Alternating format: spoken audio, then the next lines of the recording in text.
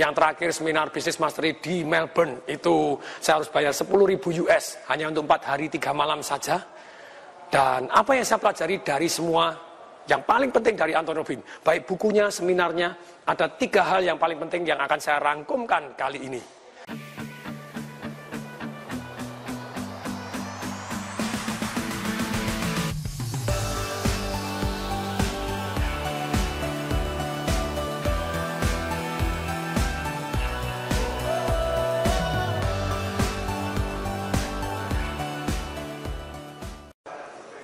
Saya Tung Desewaringin, disebut oleh majalah marketing sebagai pembicara terbaik di Indonesia, motivator terheboh di Indonesia, juga pelatih sukses nomor 1 di Indonesia, dan majalah SWA menyebut saya sebagai one of the most powerful people and idea in business di Indonesia.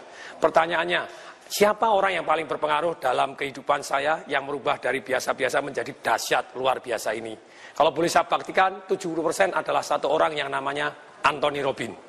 Sejak saya baca bukunya Awaken the Giant Within di tahun 1995 rangkumannya, kemudian saya beli bukunya tahun 96, kemudian saya beli CD-nya di tahun 2000, kemudian saya ikut seminarnya di 2001 dan ikut semua seminarnya saya habiskan gitu ya. Yang terakhir seminar Business Mastery di Melbourne, itu saya harus bayar 10.000 US hanya untuk 4 hari 3 malam saja. Dan apa yang saya pelajari dari semua, yang paling penting dari Anthony Robbins, baik bukunya, seminarnya, ada 3 hal yang paling penting yang akan saya rangkumkan kali ini. Satu adalah tentang pain and pleasure. Itu yang saya pelajari dari Anthony Robbins. Ternyata manusia hanya bergerak cari nikmat, menghindari sengsara. Kalau kita jadi master, tuan dari pain and pleasure ini, kita jadi master dalam kehidupan. Tapi kalau kita menjadi budak, hanya cari kenikmatan jangka pendek, tidak tahan kesengsaraan jangka pendek, lupa kenikmatan jangka panjang, lupa kesengsaraan jangka panjang yang bisa menerima kita jadi budak dari pain and pleasure, tentu saja kehidupan kita akan berantakan. Dan dari pain and pleasure, jurus yang pertama ini, banyak pelajaran yang kita bisa gunakan sebagai pemimpin, sebagai penjual, sebagai kepala rumah tangga, bagaimana menggerakkan diri kita, menggerakkan orang lain. Pain and pleasure ini adalah dahsyat luar biasa, sengsara and nikmat. Itu pelajaran yang pertama yang saya dapat dari Anthony Robbins. Yang kedua adalah merubah satu yang namanya fear into power. Orang punya trauma-trauma masa lalu. Ada yang takut gelap, ada yang kecanduan rokok, ada hal-hal yang negatif dalam kehidupannya. Bagaimana merubah fear into power ini adalah pelajaran yang luar biasa yang saya terima dari Anthony Robbins. Bagaimana merubah fear into power? Takut menjadi kekuatan, 3 hal doang yang saya saripatikan. Satu adalah tergantung gerakan kita. Dikatakan oleh Anthony Robbins, our emotion is created by our motion. Kalau kita berdirinya begini, tentu saja Anda akan jadi loyo, Anda takut, Anda begini, Anda jalannya ini tidak bisa. Kalau Anda berdiri dengan tegak, say yes, yes, Anda mantap tegak. Seolah-olah bawa ransel 40 kilo dan Anda jalan mantap seperti begitu, Anda akan jauh lebih berani. Anda guncang bumi, Anda lunjak-lunjak, yes, Anda seketika dari takut jadi berani. Dari ragu-ragu jadi penuh keputusan. Ini, semua orang yang sukses mengalami emosi tidak pada tempatnya. Orang sukses juga mengalami ragu-ragu, orang sukses juga mengalami ketakutan, orang sukses juga mengalami khawatir, orang sukses juga mengalami males. Tapi orang sukses walaupun dia males, ragu-ragu, khawatir, takut, dia tetap take action.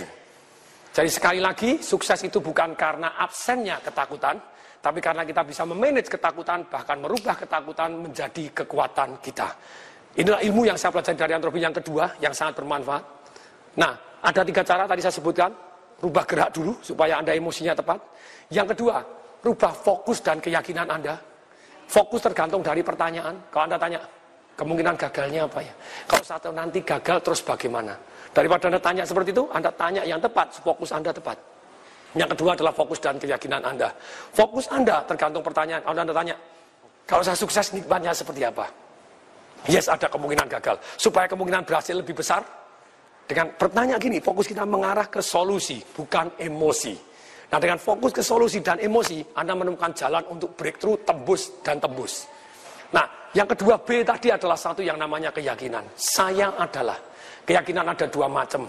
Satu adalah yang namanya aturan atau rule di dalam hati kita. Bila saya begini, maka saya begini. Yang kedua adalah identitas. Saya adalah. Agama adalah, kerja adalah, cinta adalah, wanita adalah. Itu definisi, identitas. Dan kemudian 2 keyakinan ini sangat mempengaruhi kita.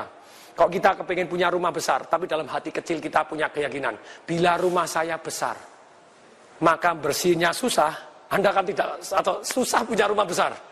Nah, ini Anda harus rubah dengan betul sih, bila saya kepingin kaya, maka saya harus satu hari keluar 10 kali untuk jadi marketing di jalanan. Kalau 10 kali satu keluar, 2 kali maka akan bawa hasil. 2 kali hasil, 25 hari kerja, 50 hasil, saya akan jauh lebih kaya. Baru keluar 2 kali, mendadak panas, tidak mau. Kenapa? Karena keyakinan Anda tidak kongruen, bulat. Maksudnya bulat apa? Bulat itu begini, otak manusia hanya cari nikmat menghindari sengsara, seperti prinsip yang pertama tadi. Bila titik-titik, maka titik-titik. Tidak bulat. Positif dan negatifnya campur, otak Anda bingung. Otak manusia seperti magnet. Dia hanya mengejar kenikmat menghindari sengsara. Makanya, kalau misalnya nikmat dan sengsara campur, dia bingung. Bila saya keluar 1 hari 10 kali, maka saya tambah kaya. Tapi 1 hari 10 kali kan panas. Ada yang ketidaknikmatan, sengsara. Otaknya bingung. Ya sudahlah, keluar 2 kali cukup. Akibatnya ya cuma 2 kali saja. Otak manusia, keyakinan ini bertanggung jawab sepertiga kesuksesan kita.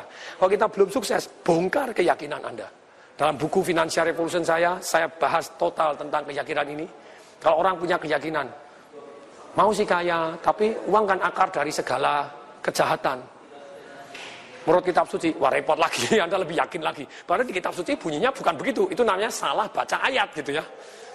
Kalau Anda punya keyakinan uang adalah akar dari segala kejahatan, siapa yang mau jahat dalam hidup? Anda uang banyak tidak mau nanti dikirain jahat. Nanti serakah lagi, ya repot begitu. Kalau uangnya banyak, itu Anda jauh lebih amal, lebih baik. Bukan uang akar dari segala kejahatan, tapi cinta uang akar dari segala kejahatan. Kalau Anda cinta uang lebih dari saudara Anda cinta uang lebih dari istri Anda, lebih suami Anda, ya tentu saja itu sudah pasti. Dari Tuhan apalagi, ya Anda akar dari segala kejahatan. Uang adalah netral, baik saja, adalah alat untuk mencapai tujuan kita secara positif ataupun secara negatif, tergantung orangnya. Nah, keyakinan ini, bila maka uang adalah, kalau tidak dibuat bulat, kalau Anda mau lanjut belajar ini, belajar di Life Revolution saya, belajar di Financial Revolution saya, ini akan penuh manfaat. Kita rubah ini baru kita sukses. Itu keyakinan. Berikutnya yang ketiga, pilihan kata kita, itu akan sangat mempengaruhi emosi kita. Kalau Anda bilang aku bingung, ya tentu saja kalau Anda bingung ya langsung bingung. Otak Anda seperti dikasih virus, dikasih program, disuruh bingung. Daripada Anda bingung, rubah pilihan kata Anda. Saya akan cari informasi tambahan. Saya akan cari siapa yang sudah bisa. Loh, kalau Anda ngomong begitu, daripada aku ngomong bingung sebentar, daripada bingung sebentar. Begitu Anda bingung, langsung diganti. Saya harus cari informasi tambahan. Dengan demikian, tentu saja mendadak seketika otak kita diarahkan, yes, saya harus cari informasi tambahan. Kalau Anda ngomong, saya marah, apalagi Anda mengatakan, kamu membuat saya marah, wah itu level yang terjelek. Anda membiarkan emosi Anda digantungkan pada orang lain. Ingat, tidak ada orang satupun yang bisa membuat Anda marah, kecuali Anda mau, gitu ya. Dan tergantung. Nah, pilihan kata ini sungguh sangat berpengaruh dalam mengontrol emosi kita, merubah fear into power. Pilihan kata ini akan sangat mempengaruhi emosi kita.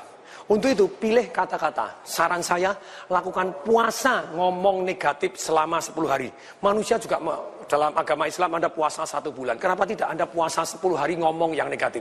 Anda list kalimat-kalimat yang negatif Anda, yang mengeluh-mengeluh, dirubah jadi yang positif. Yang positif dirubah jadi dahsyat luar biasa.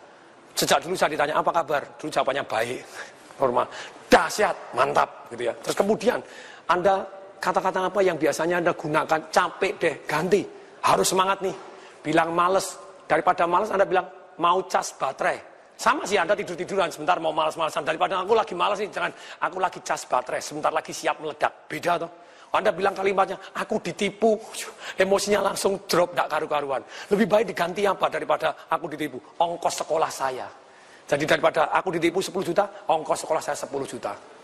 Saya sering kali orang melebih-lebihkan. Laku ditusuk dari belakang. Kalau saya lagi terapi, saya lihat, mana lubangnya? Tidak ada gitu, ditusuk belakang. Anda bilang, gangguin, tidak ada penusukan dari belakang gitu ya. Kalau Anda menggunakan kata, aku patah arang, ganti besi aja, beli yang baru. Jadi dengan demikian kalimat-kalimat ini, positif membuat Anda dahsyat luar biasa. Jadi jurus kedua dari Anthony Robbins, merubah takut jadi kekuatan. Saya rangkumkan 3 hal. 1 dengan merubah gerak. Yang kedua dengan merubah fokus kita dengan pertanyaannya. Dan 2B, yaitu merubah keyakinan kita, susunan keyakinan kita. Uang baik adanya, gitu, yang tidak baik orangnya. Gitu ya. Yang ketiga adalah pilihan kata kita. Pilihan kata kita akan sangat mempengaruhi emosi. Puasa 10 hari Anda ngomong negatif. Kalau nekat dalam hari ketiga, masih ngomong negatif berlarut-larut dan tidak pernah Anda ralat, kembali lagi hari pertama. 10 hari straight harus puasa ngomong negatif. Perhatikan perubahan terhadap nasib Anda. Perubahan kanan kiri Anda, betapa senangnya terhadap Anda yang baru, yang lahir baru, yang lebih positif. Ini yang jurus kedua yang saya belajar paling bagus. Setelah pain and pleasure, merubah fear into power. Yang ketiga adalah modeling. Itu yang saya belajar dari Anthony Robbins. Maksudnya apa modeling? Dia bilang sukses meninggalkan jejak. Satu cara untuk menjadi orang besar, bergaullah dengan orang yang besar. Sekali sukses bisa jadi beruntung semata. Kalau berkali-kali sukses, sudah pasti bukan beruntung. Dan berkali-kali sukses meninggalkan jejak. Kita kalau mau sukses, kerjasama, belajar dari orang-orang dengan orang-orang yang terbaik ini, tentu saja kemungkinan sukses kita jauh lebih besar. Nah, ilmu modeling, ilmu kalau bahasa kasarnya nyontek, kalau bahasa saya adalah ATM, amatin, tiru, dan modifikasi jauh lebih baik. Tentu saja, bayangin, sekarang kalau Anda modeling, Anda mau belajar badminton, belajar dari mana? Rudi Hartono atau Rudi Hartini? Tentu saja Rudi Hartono. Kalau Anda belajar dari Rudi Hartono, tentu saja kemungkinan suksesnya jauh lebih besar daripada Rudi Hartini yang tidak pernah main badminton. Ini makanya modeling, Anda harus belajar dari orang-orang yang sudah sukses dan mengalaminya. Saya baru aja naik Gunung Rinjani. Baru naik Gunung Rinjani, Anda tidak bisa belajar dari para teoriwan dan teoriwati. Boleh nggak boleh, lumayan, karena daripada tidak belajar sama sekali. Tapi kalau Anda belajar dan kerjasama, punya mentor yang membimbing Anda, orang yang betul-betul sudah punya pengalaman naik Gunung Rinjani, kemungkinan selamatnya jauh lebih besar daripada pakar teori melulu. Teori penting nggak? Tetap penting, karena teori dia belajar juga. Tapi kalau teori doang nggak tahu detailnya, tentu saja akan sangat-sangat berbeda. Jadi learn from the best. Jadi jurus modeling ini, belajar dan amatin tiru, ATM, amatin tiru dan modifikasi dari orang-orang yang terbaik di bidang yang Anda kepingin sukses. Modifikasi lebih baik, Anda tentu saja akan lebih sukses. Ini hal ketiga yang saya sangat senang, bahwa ini belajar dari Anthony Robbins, dan ternyata betul-betul merubah hidup saya, bumi dan langit. Semoga bermanfaat. Saya Tung Desa Maringin mengucapkan salam dahsyat.